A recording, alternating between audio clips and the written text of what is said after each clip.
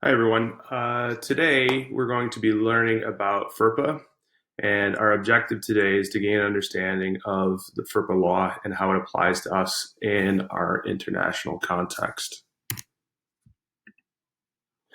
So, our local context and school law. So, today's session really is to talk a little bit about how we're going to intersect with the practical use of informing our students and our parents about their rights and responsibilities under FERPA. The other is really kind of theoretical on how we're going to take a look at FERPA as a framework for some of the best practices that we would like to implement moving forward with regard to privacy and data collection.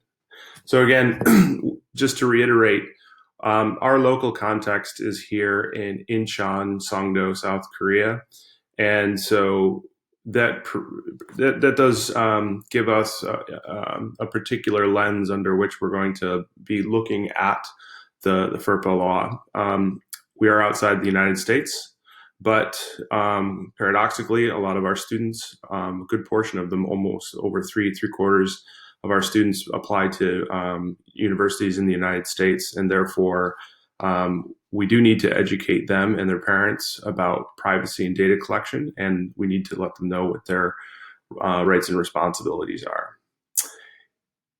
With that said, we have third parties who do collect data from our students, in particular the College Board and the IBO. And so it's important for us to understand the data that is being collected. We need to understand our responsibility as a school and how we store and disseminate that information. And we also need to understand that within the context of where we are in the world, it's very important for us as advisors and as teachers and as coordinators to be informed, but also to understand that FERPA law is it's very much focused on the United States, and also that some of the interpretations of the law are in flux at this moment. And so it's okay to say I don't know. In most cases, what I would say is that if you don't know, please feel free to say that, and say that you can pass along any questions, in particular to the college counseling office who knows this law very intimately, or to an administrator like myself.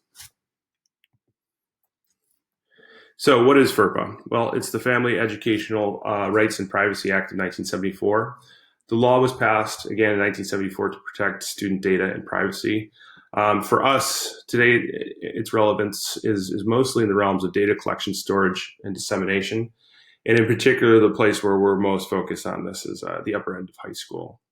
So in particular, the PSAT, the SAT, and ACT for our students going to US and universities is important. They need to understand what data is going to be collected.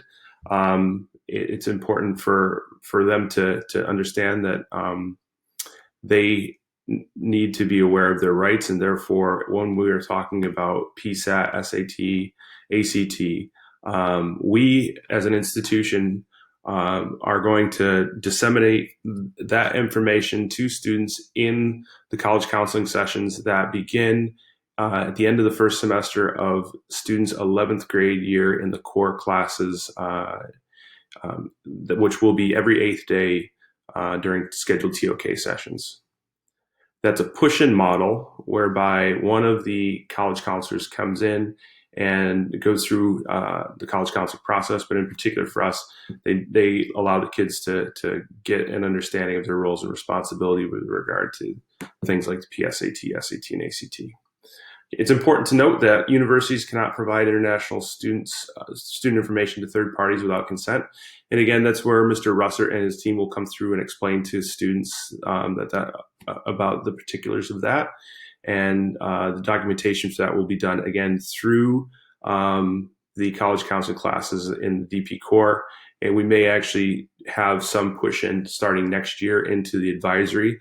More will come as we streamline those systems and processes. Again, it's important to note that the Department of Homeland Security and ICE are allowed to collect data on international students while studying in the United States. And again, this is our our responsibility as an institution to just inform our students and let them and their parents know about what they can expect once they leave our campus.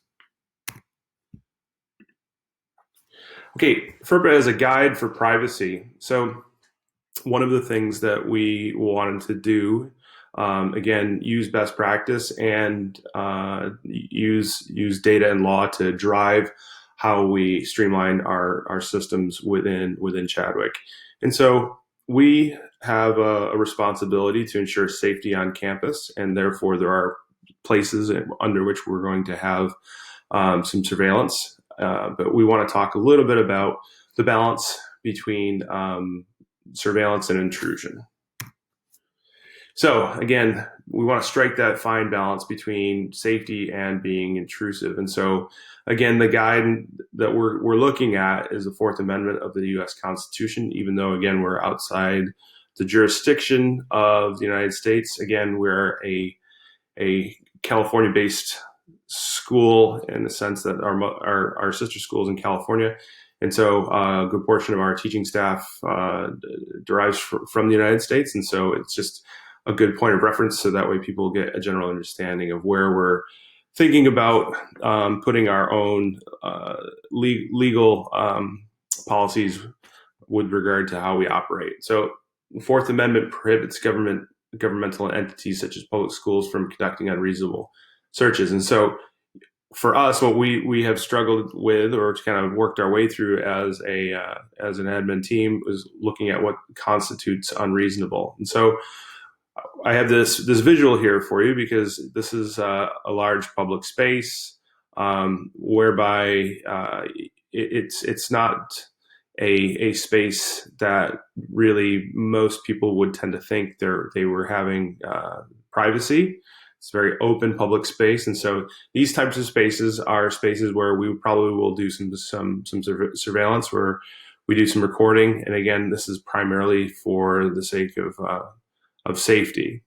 We will not at any point in time be putting any type of data collection surveillance in private places such as locker rooms or individual classrooms, things like that. That again would constitute, from a legal framework, intrusion, and an intrusion of privacy. And so that's the balance that we have struck. The idea is that these large open spaces where it is a public space, a transition space, if you will, these are spaces that are open to the idea of collecting data, whereas private spaces are not.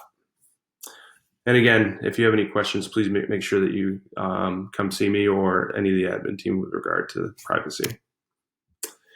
Okay, for a pragmatic look at how this could affect your teaching and learning, we want to ensure that anytime that we're recording any of our students, that we get consent.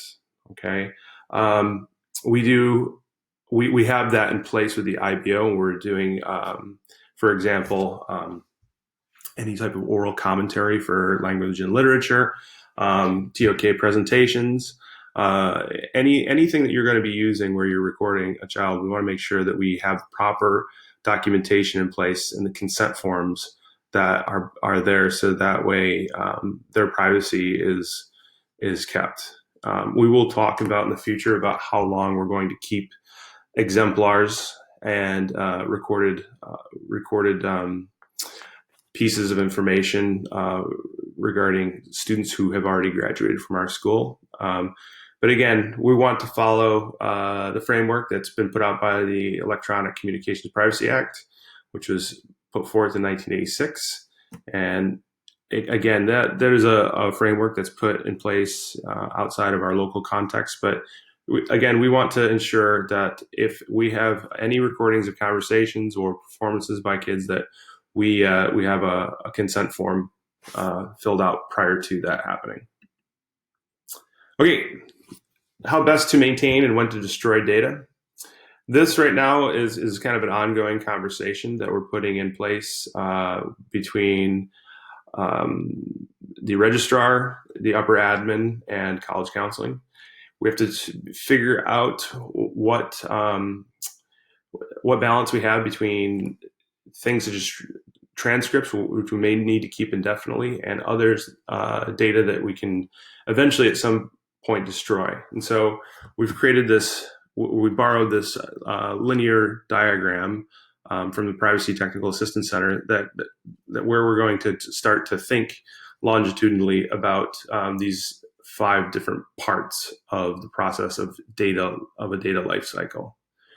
We also are being very thoughtful in who we're using as a third party to collect data and to monitor that. And again, we do have obviously the IBO, and the IBO has a strong track record of privacy. But again, we are ensuring that we're doing a full systems overview about who the third parties are that we actually are using to keep data. So here's my references, and again, just a point of emphasis that although FERPA doesn't deal with us so directly here outside the context of the United States, it is important to think about privacy and think about data collection and how we can make sure that our students are kept safe and that their data is utilized in a proper way. Thank you, and as always, if you have any questions, feel free to come see me.